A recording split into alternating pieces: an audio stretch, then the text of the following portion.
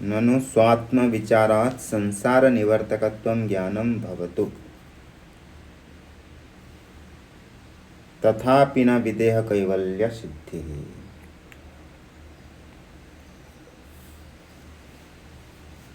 कहे थे कि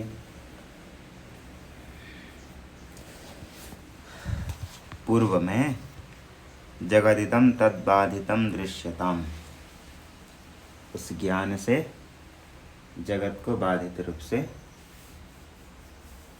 देखें। तो स्वात्म विचारात् संसार निवर्तकम ज्ञानम भवतु, संसार निवर्तक ज्ञान हो तथापि न विदेह कैवल्य सिद्धि ही, विदेह कैवल्य की सिद्धि तो नहीं हो सकती, क्योंकि कर्म भी है, कर्म का भोग करके ही शरीर आदि, प्रारब्ध भोग करके ही शरीर आदि का निवृत्ति होती है। अतः शरीरारंभक अनेक कर्मणाम सत्वात्, शरीर को जो आरंभक होते हैं, सत्ति मूले तद्विपाको जाति आयुर्भोगः, उन कर्म का जो विपाक होता है, वासना, अनेक जन्म संचित कर्मों का जाति आयु भोग, जन्म आयु सुख दुख मिलता है, उन्हीं कर्मों का फल। शरीरारंभक कर्म अनेक कर्मणाम सत्वात्,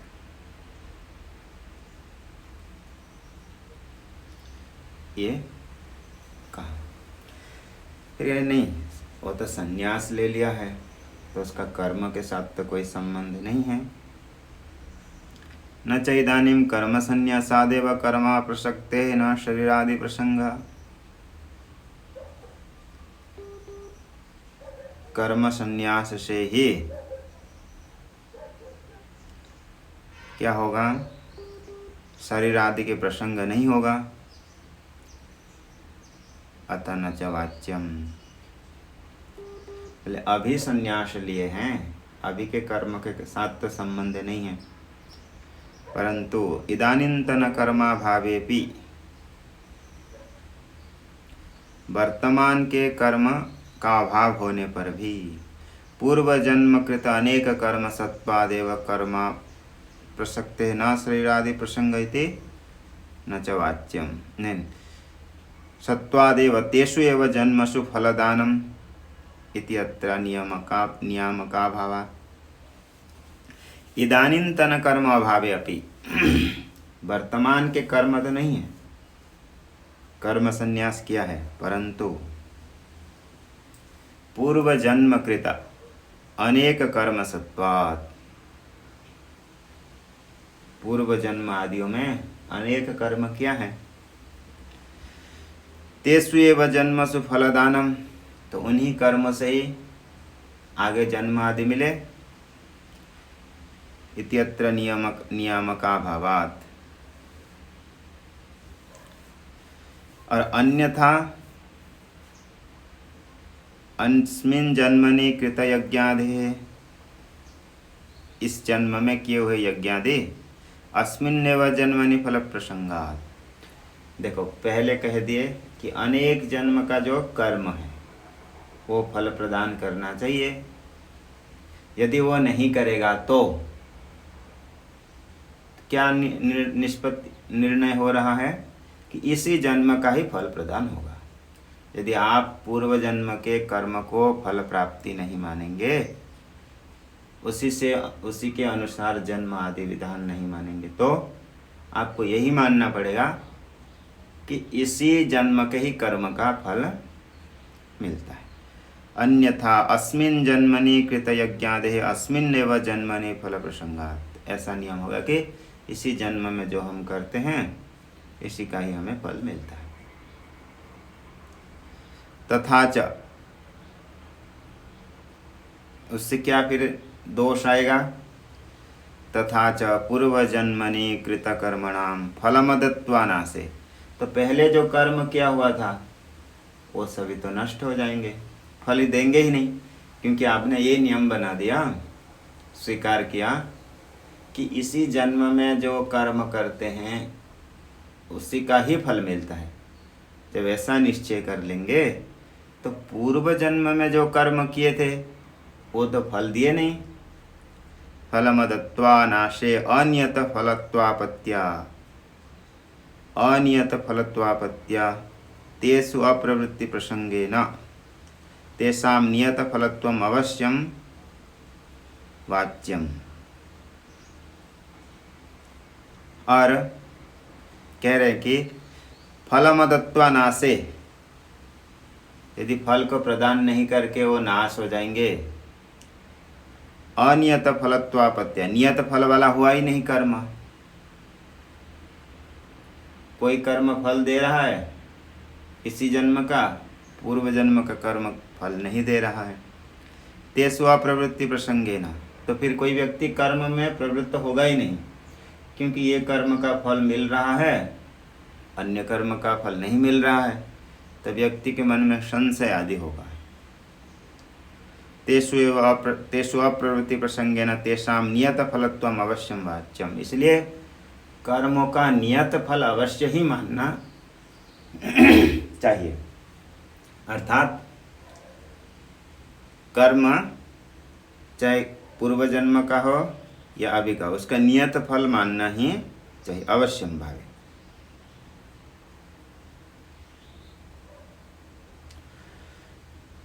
न च शरीरादिकं विना तत्फलं भवति इति शरीरादिकम् अपि भवत्येव इति यतः न च प्राक्कर्म प्रविलाप्यतां चितिबलात्। प्राक्कर्म, जितने भी संचित कर्म आदि हैं उन सभी को चितिबलात्, ज्ञान से निवृत्त करें। काकाक्षि न्यायेन पूर्वत्र अपरत्र च ययोज्यम्। चितिबलादिति काकाक्षि न्यायेन, दोनों जगह पे अन्वय करने के लिए एक पद को कह रहे हैं काकाक्षि न्यायेन। जैसे कौवा, काक अपने आँख को चारों तरफ से घुमा देता है, दोनों तरफ, तो कैसे करना है? चितिबलात् प्राक् कर्म प्रविलाप्यताम।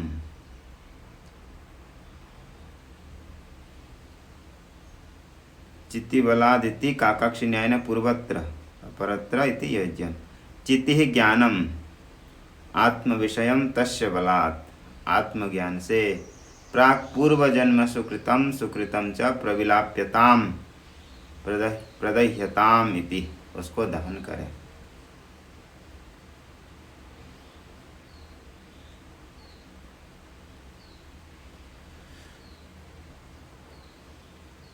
अयम भाव नहि बीजम नियतांकुरमिति एतावता दग्धमपि अंकुरम आपद्यते।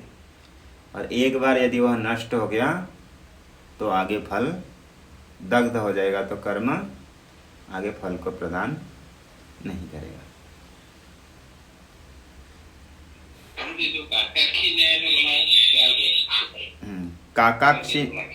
काकाक्षी न्याय, काक जैसे देखना हो तो आजकल 360 डिग्री कैसे रोटेट करते हैं, ऐसे ही यहाँ पर जो चितिबलाद इति, ये पद को पूर्व के साथ भी अन्वय करके अर्थ करना ऐसे, और परत्र दोनों जगह पे। इसको और एक प्रकार से समझ सकते हैं, दीप देहली न्याय, कि जैसे दीपक को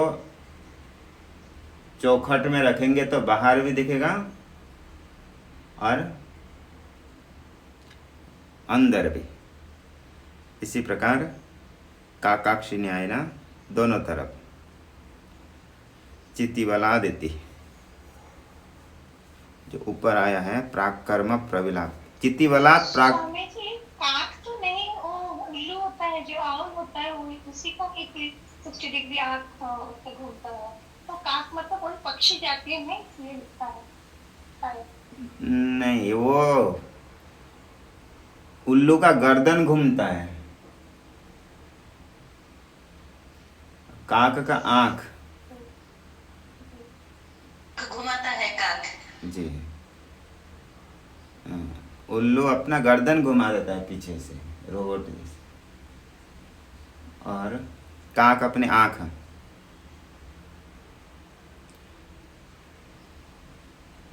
इसलिए जी सर। चितिबलात् प्राक्कर्म प्रविलाप्यताम।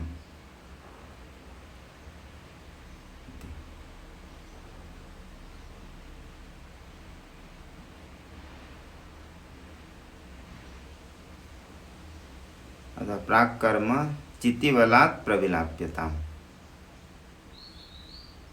तो चितिबलात् को बीच में रखेंगे, प्राक्कर्म चितिबलात् प्रविलाप्यताम।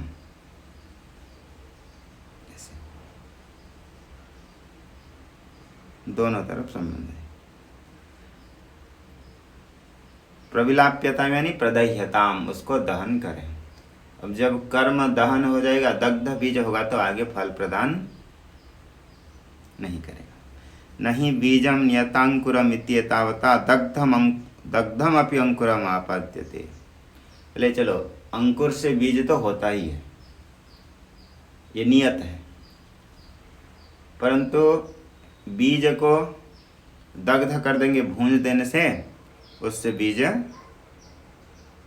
नहीं होते। दग्ध अंकुर, दग्ध बीजवत, दग्ध बीज जैसे अंकुर उत्पन्न नहीं करता है, इसी प्रकार जो कर्म यदि ज्ञान के द्वारा दग्ध हो गया तो आगे जन्म आदि को प्रदान नहीं करेगा।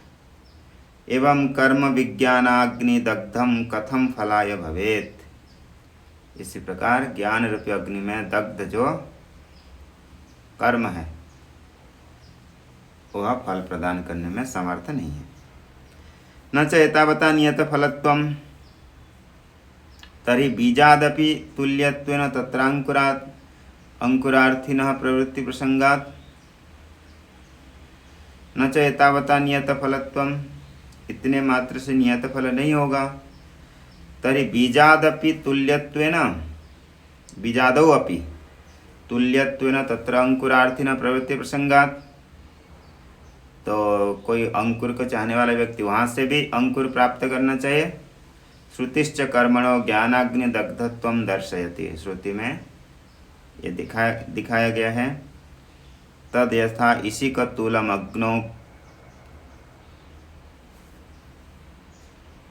प्रोतम प्रदूयता एवं ह अस्य सर्वं पाप्मानः प्रदूयन्ते इति।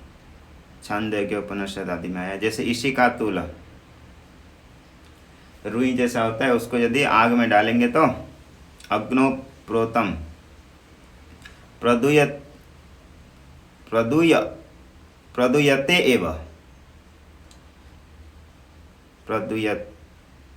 एव ह अस्य सर्वे पापमानः प्रदूयन्ते। इसी प्रकार ज्ञानी के सभी पाप नष्ट हो जाते हैं। इति स्मृतिश्च, पूर्व जन्म आदि में जितने थे वह सभी नष्ट हो जाते। स्मृति में भगवान गीता में ज्ञानाग्नि सर्वकर्माणि भस्मसात् कुरुते अर्जुन। हे अर्जुन, ज्ञान अग्नि ही, ज्ञान रूपी जो अग्नि सर्वकर्माणि, संचित आदि कर्म को नष्ट कर। तथा च नियत फलत्वेपि न शरीरादि आवश्यकता। नियत फल होने पर भी ज्ञान के बाद और शरीर आदि की प्राप्ति नहीं होगी। ननु मास्तु नाम प्राकृत कर्मणाम शरीरादि ज्ञानांतरम। शरीरादि पहले पूर्व चलो, संचित कर्म आदि से शरीर आदि ना मिले। ज्ञानांतरम कृतेन कर्मणा, ज्ञान के बाद जो कर्म करते हैं उसी के अनुसार जन्म मिले। तद्भवत्येव जन्मादि तेषां शरीरारंभक हो, तेषां ज्ञान समकालत्वेन अविरोधित्वेन ज्ञानेन दाहयोगात् इत्याशंक्यः। क्योंकि जो आगे होने वाला कर्म है वो ज्ञान के द्वारा दहन हो सकता है? नहीं, क्योंकि आगामी कर्म तो अभी आया नहीं, तो ज्ञान के द्वारा वो दहन नहीं हो सकता है। तो पूर्व पक्ष ये करेगा आगामी कर्म के अनुसार उसको जन्म मिले, ज्ञाने न दाहा योगाद, ज्ञान के द्वारा दहन तो उसका नहीं हो सकता है, क्योंकि वो आगामी कर्म है। ज्ञानी ज्ञान प्राप्त हुआ, उसके बाद जो कर्म करते हैं, कि कर्म नहीं करेगा, भिक्षाटन आदि, भ्रमण, तो उसी समय जो भी कर्म करते हैं उसी के अनुसार जन्म मिले, शुभ कर्म हो अथवा अनजाने में, जैसे कि चलेंगे, चलते हैं तो कीड़े आदि मर ही जाते होंगे, वो भी तो हिंसा है। उससे भी जो आगे होने वाले कर्म के अनुसार जन्म मिले, तो फिर नहीं। चित्ती बलात् नाप्युत्तरे ही श्लिष्यता, अतः ये चित्ती बलात् को यहाँ पर जोड़ना है, एक आकाक्षी न्याय, वहाँ नहीं करके ये, क्योंकि एक बार चित्ती बलात् का अन्वय हो गया था। चित्ती बलात् प्राक कर्म प्रविलाप्यताम, अथवा प्राक कर्म प्रविलाप्यताम चित्ती बलात्, ऐसे अर्थ कर दिए थे। फिर दोबारा क्या करना है, चित्ती बलात् नापि उत्तरे ही श्लेष्यता, ज्ञान के द्वारा उत्तर के कर्म के साथ भी उसका संश्लेष नहीं होगा। यही काकाक्षी न्याय का यहाँ उपयोग हो जाएगा आगे के साथ भी, वही दीपदेहरी न्याय से आगे के साथ भी संबंध।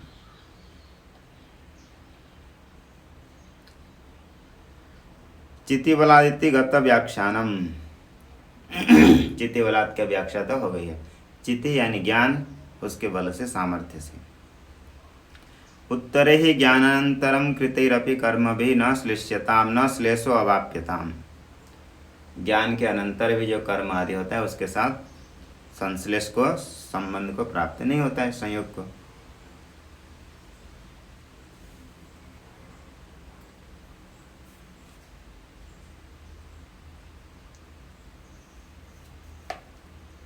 आगे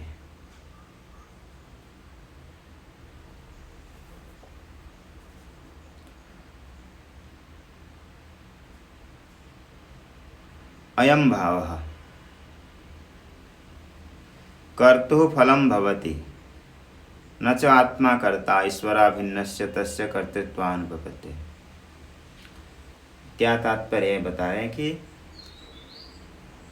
कर्ता को फल मिलता है, कर्तुः फलं भवति न च आत्मा कर्ता, वास्तव में आत्मा कर्ता नहीं है। ईश्वराभिन्नस्य तस्य कर्तृत्वानुपपत्तिः, ईश्वर से नहीं कही, ब्रह्म से जो भिन्न नहीं है, अभिन्न जो है आत्मा, उसमें कर्तृत्वादि धर्म नहीं आ सकता। न च तर्हि ज्ञानात् पूर्वमपि आत्मना फलभागिता न स्यात्, पहले भी तो, पहले कर्ता तो था, जब ज्ञान प्राप्त नहीं किया था उससे पहले तो अपने को कर्ता मानता था। तर्हि ज्ञानात् पूर्वमपि आत्मना फलभागिता न स्यात्, तो पहले भी तो उसको कर्म का फल नहीं मिलना चाहिए। अभी ज्ञान की बात नहीं हो रहा है, पहले भी तो वो आत्मरूपी था। तदापि अकृतित्वस्य तुल्यत्वात्, वह तब भी कर्ता नहीं था वो। इति न च वाच्यम नहीं तदानीं स्वतो अकर्तृत्वेऽपि कर्तृत्वाभिमानेन फलभोगिता उपपत्तोऽपि ज्ञानान्तरं तदभिमानाभावेन फलभागित्व अभावात्। बोले तदानीं, ज्ञान से पूर्व काल में वो स्वयं अकर्तृत्व, अपि वास्तव में वो कर्ता नहीं था, लेकिन उसको अभिमान था, अपने कर्तृत्व का अभिमान है। भ्रम आरोप तो कोई भी कर सकता है नहीं होने पर भी। कर्तृत्वाभिमानेन फलभोगिता उपपत्तो अपि,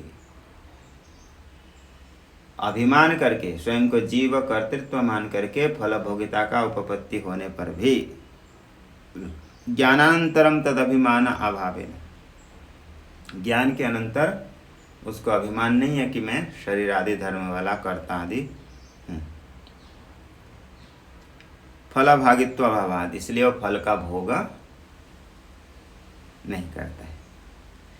एवं च आत्मना कथम कर्म फलेन संश्लेषः, जब इस प्रकार कर्तृत्व आदि नहीं होगा तो उत्तर के कर्म के साथ भी संश्लेष भी नहीं होगा।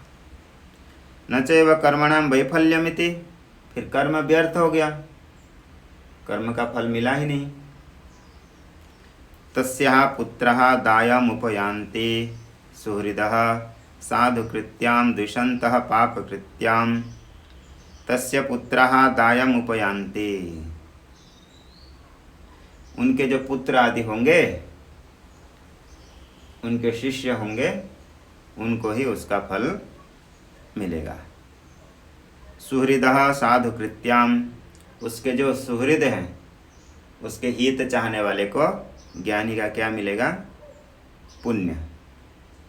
साधुकृत्याम, जो साधु कृत्य है, साधु कर्म है, वो ज्ञानी के जो सत्कर्म होंगे, अध्ययन, अध्यापन, उपदेश, जो भी उनसे गंगा स्नान जो भी वो करते हैं, उसका फल किसको मिलेगा? उसके सुहृद को। और ज्ञानी से जो दुष्कृत होगा, पाप कृत्याम, उसके जो पाप का फल होंगे, द्विषंतः पाप कृत्याम, जो ज्ञानी को द्वेष करते हैं, उनको उसका पाप का फल मिलेगा। इति श्रुत्या एव फल कर्म फल नियोगम दर्शितम। तो जो ज्ञानी को द्वेष करते हैं, निंदा करते हैं, उनको उसका फल मिलेगा। वो नहीं दे रहे किसी को फल, मतलब ऐसी व्यवस्था है, क्योंकि उसको कोई कर्म से, पाप पुण्य से कोई उसका संबंध नहीं है। आगे दर्शितत्वात् श्रुत्या एव ज्ञानिनः कर्म फला संश्लेषस्य, श्रुति के द्वारा ही देखा गया है कि कर्म फल के साथ ज्ञानी का कोई संश्लेष संबंध नहीं है। कंठ रवेण प्रतिपादितत्वात्, स्पष्ट शब्द से श्रुति प्रतिपादन की है उपनिषद में। तद यथा पुष्कर पलाशम आपो न श्लिष्यते श्लिष्यन्त एवमेव विधि पापम कर्म न श्लिष्यते। देखिए स्पष्ट शब्द में कहा कि तद यथा पुष्कर पलाशम,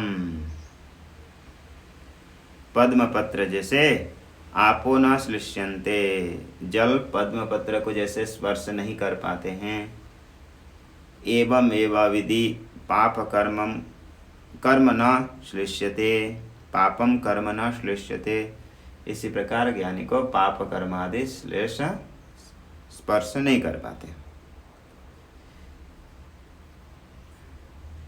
गीता में भी आया था 5वें अध्याय में,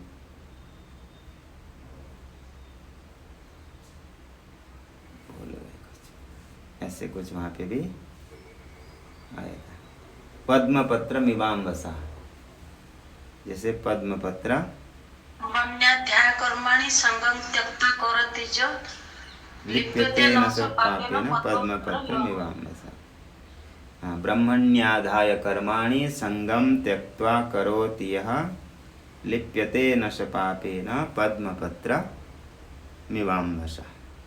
जैसे अम्बसा पद्मपत्रम न लिप्यते, तथा ज्ञानी को भी आगे के कर्म से वो लिप्त नहीं होते। तथा च कर्मणो निष्फलत्व भावे अपि, कर्म निष्फल का अभाव, कर्म निष्फल नहीं हुआ, तत्फलेन आत्मना संश्लेष अभावात्, उसके फल के साथ, कर्म फल के साथ संश्लेष नहीं होने से शरीरादि प्रसक्ति, तेनापि शरीरादि प्रसक्ति न प्रसक्ति, न तेनापि शरीरादि प्रसक्ति। उत्तर कर्म से भी ज्ञानी को शरीरादि नहीं मिलता है। ननु तर्हि ज्ञान समकाल एवं विधेय कैवल्यापत्ति, ज्ञान होते ही तब तो शरीर आदि नष्ट हो जाए। ज्ञान पूर्वकृत कर्मणाम विनाशेन शरीरारंभकस्यापि विनाशात् स्वारंभक कर्मा भावे तस्य स्थिति अनुपपत्तेः। क्योंकि ज्ञान पूर्वकृत कर्मणाम विनाशेन, ज्ञान से पूर्व जो कर्म थे संचित आदि नष्ट हो गए। शरीर आरंभकस्यापि विनाशात, शरीर आरंभक कर्म भी विनाश हो गया।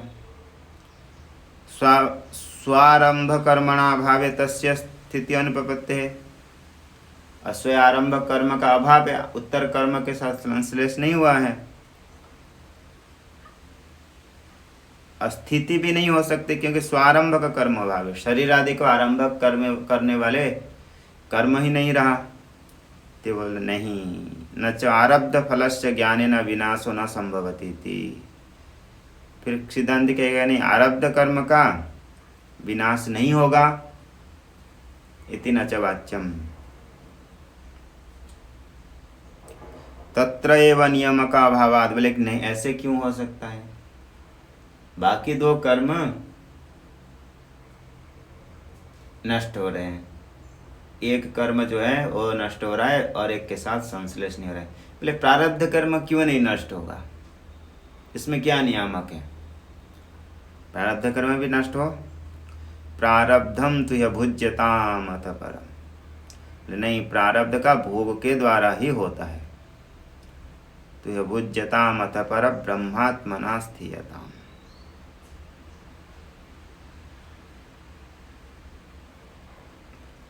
यह अस्मिन् शरीरे हेतुभूतम् इति शेषः, अतएव प्रारब्धम प्रकर्षेण आरब्धम आरब्ध फलमिति यावत्। जो प्रारब्ध अच्छे प्रकार से प्रारंभ हो गया है, जैसे तीर निकल चुका है तो वो अपने लक्ष्य जहाँ तक उसकी गति है, वेग, वहीं तक जाएगा ही जाएगा। इसी प्रकार प्रारब्ध कर्म है। कर्म फल भुज्यताम तत्फलम सुख दुखम अनुभूयताम, उसको अनुभव करो। ज्ञानी हो तो भी दुख को अनुभव करो, करना ही पड़ेगा, क्योंकि प्रारब्ध कर्म है वो, लेकिन उसके साथ वो उसके संबंध नहीं है, सुख दुख में वो विचलित नहीं है, स्थित प्रज्ञ है। और यदि कोई योगी होगा तो योग सामर्थ्य से हर सहन करने में समर्थ होगा।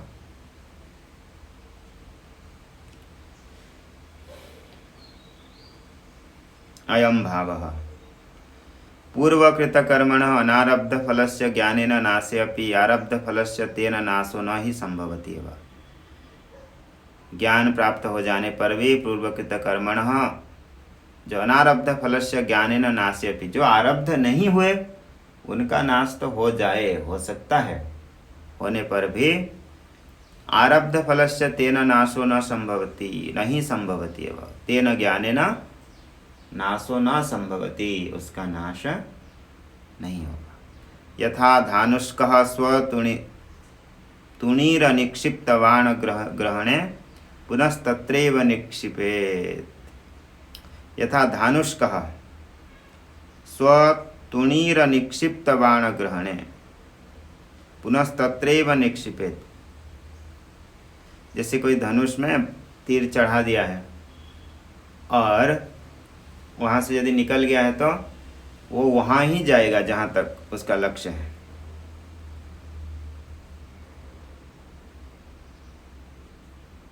तथा धनुषी यथा धानुष्कः, धनु जिसके पास है धानुष्कः स्वतुणीर निक्षिप्त बाण ग्रहणे।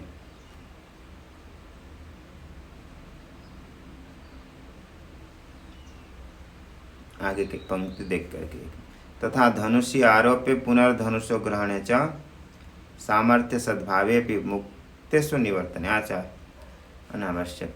तो ऐसे कह रहे हैं कि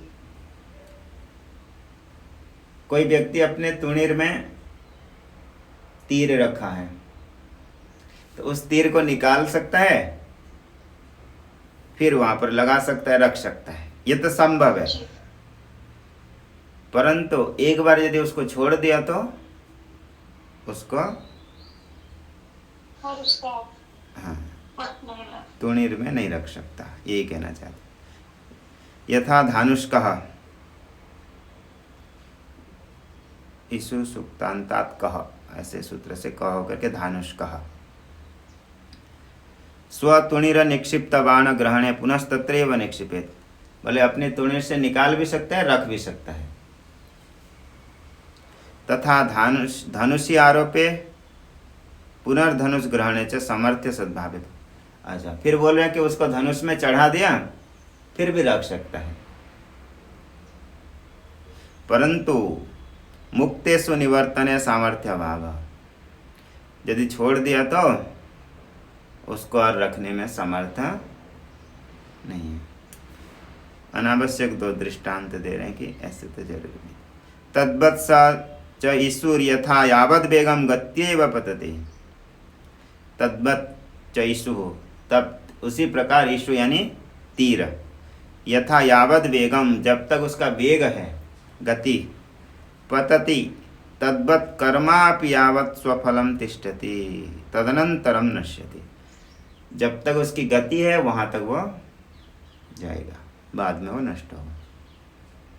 न च वेगवतो गच्छतः ईशो यावद् वेगम अगत्वा एव दंडादि प्रतिघातेन अनंतरा पतन दर्शनात् तद्वदेव प्रारब्धं कर्मापि ज्ञान प्रतिहतं सत् यावत् फलम अवस्थित्वा एव नश्यति न च वाच्यम।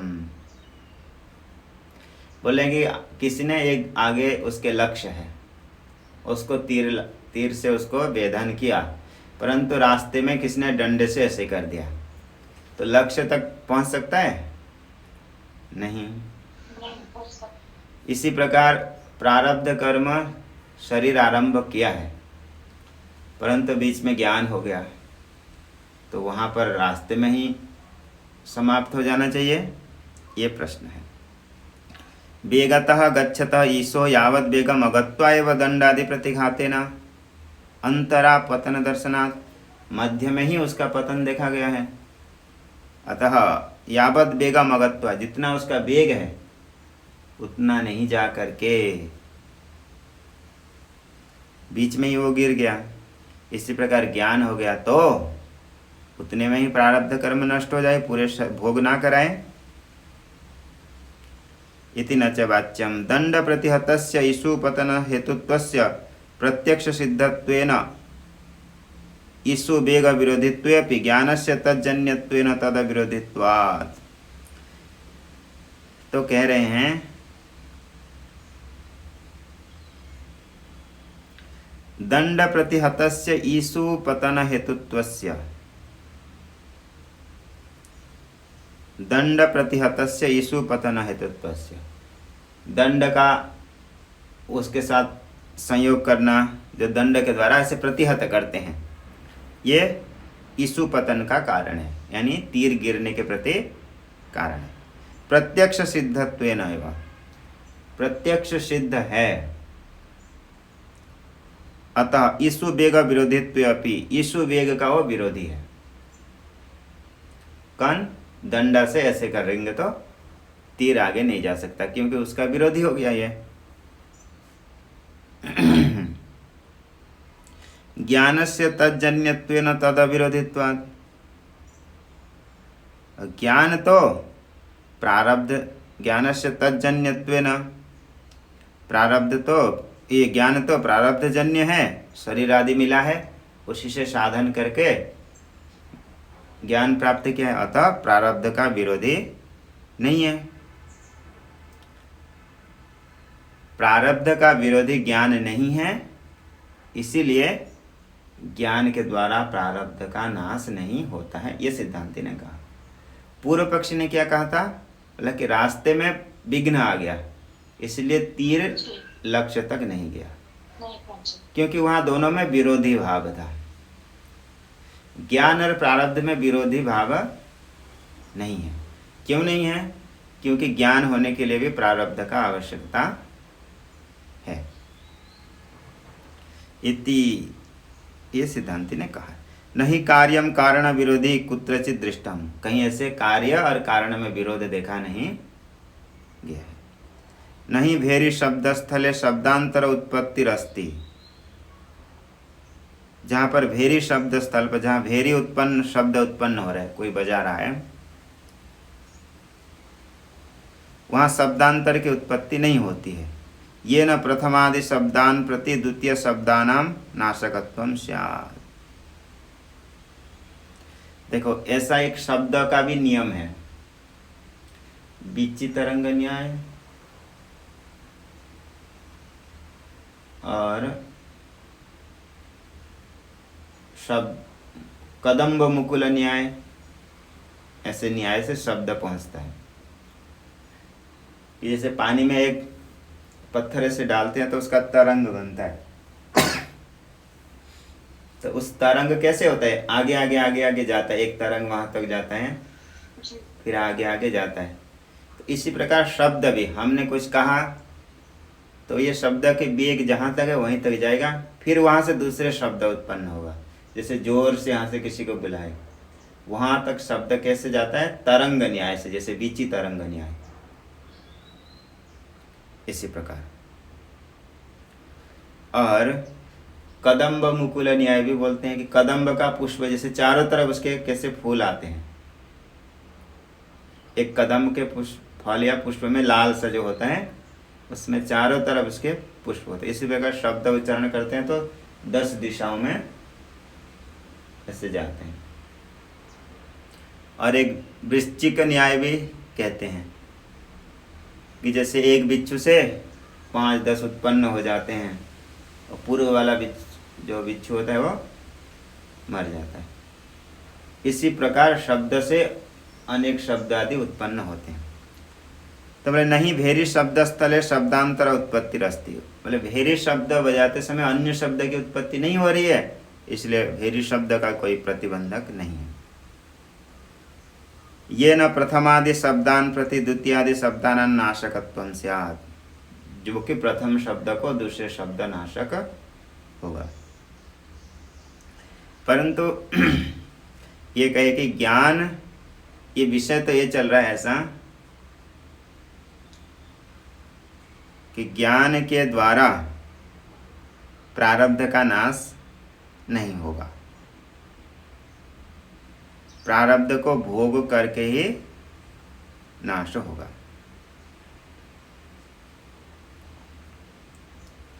क्योंकि ज्ञान और प्रारब्ध में विरोध भाव नहीं है। इसलिए जो ईशु का उदाहरण दिए थे उसमें अन्य प्रतिबंधक हो जाता है, इसलिए वहां पर मध्य में ही यीशु का पतन हो जाता है। और इसी शरीर में ही पूरे प्रारब्ध का भोग हो जाएगा ऐसा नहीं भी है। जैसे कि दर्शन देखा गया है, जड़ भरत आदि का, जो ऋषि थे, क्या भरत मुनि या कोई थे ऐसे, वह ये मृग से बहुत आसक्ति थी उनकी, मृग जन्म हुए, लेकिन उनको स्मरण था, ज्ञान था, तो उसके बाद आगे जाकर के जड़ भरत। तो ज्ञान के बाद भी यदि अन्य अन्य शरीर मिलता है तो अनेक जन्म तक उसके प्रारब्ध को भोग करके नष्ट करते हैं।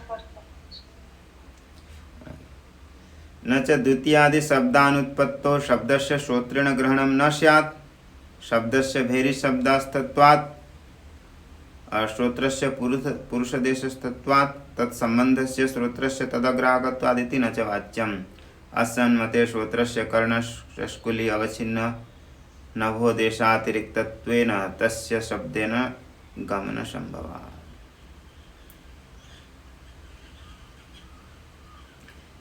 शब्द का जो अभी नियम बताए, कदम्ब मुकुल न्याय, बीची तरंग न्याय और वृश्चिक प्रसूति न्याय, ये न्यायिक लोग मानते हैं। पर वेदांत में यहाँ बता रहे हैं कि नहीं, शरीर जहाँ पर भेरी शब्द हो रहा है वहाँ पर दूसरे शब्द की उत्पत्ति नहीं हो रही, अतः एक शब्द दूसरे शब्द का नाशक नहीं हुआ, एक ही शब्द वहाँ तक सुनाई दे रहा है। तो इसके ऊपर फिर आपत्ति आएगी कि देखो, एक शब्द के बाद यदि द्वितीय शब्द उत्पन्न नहीं होगा तो कोई व्यक्ति बहुत दूर में है तो उसको कैसे सुनाई देगा, दूर से बुला रहे हैं तो, क्योंकि शब्द कहाँ रहेगा, यहीं रहेगा, क्योंकि आपने दूसरे दूसरे शब्द उत्पन्न हुआ ही नहीं, आपने ऐसे कहा। और उसके कान कहाँ हैं, उस व्यक्ति के पास है।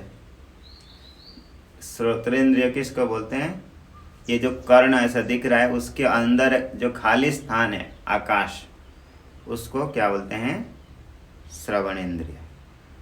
तो श्रवणेंद्रिय तो वहीं है, शब्द हो रहा है यहीं पे। तो एक शब्द से दूसरे शब्द की उत्पत्ति नहीं मानेंगे तो शब्द वहाँ तक कैसे पहुँचेगा।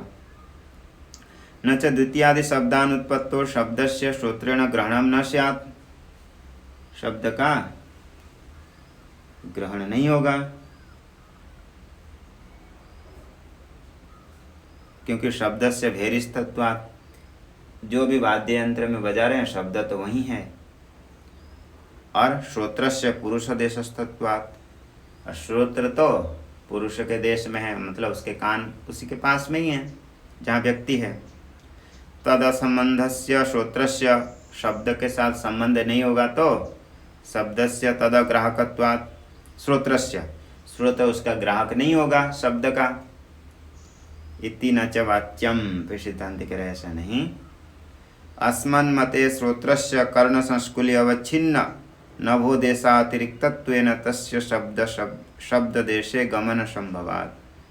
पहले हमारे अनुसार तो जो आकाश है कर्ण संस्कुली, यानी कर्ण संस्कुली यानी जो उपाधि, इसी उपाधि अंतर्वर्ती जो आकाश है वो अतिरिक्त देश में भी जा सकता है, अतः कोई आपत्ति नहीं। यहीं तक करते हैं, आगे कल पूरा कर देंगे इसका। ओम पूर्णमद पूर्णमिदं पूर्णात् पूर्णमुदच्यते पूर्णस्य